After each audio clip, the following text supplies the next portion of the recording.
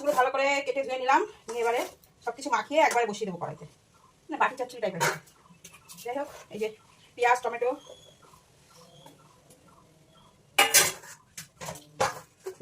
লবণ, হলুদ, জিরে ধনের গুঁড়ো, একটু আদা বাটা,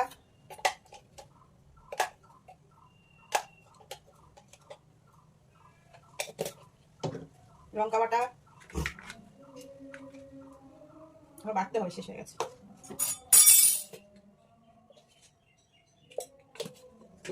দেবো সরষের তেল,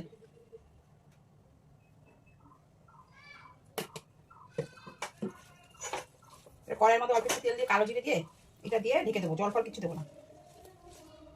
ও ধনে জিরে গুঁড়ো দিয়ে দেখেছো, ধনে জিরে গুঁড়োটা দিয়ে দিই।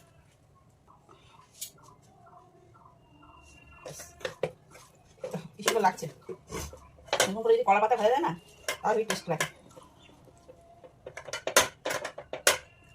এবারে কড়াইটা বসাবো,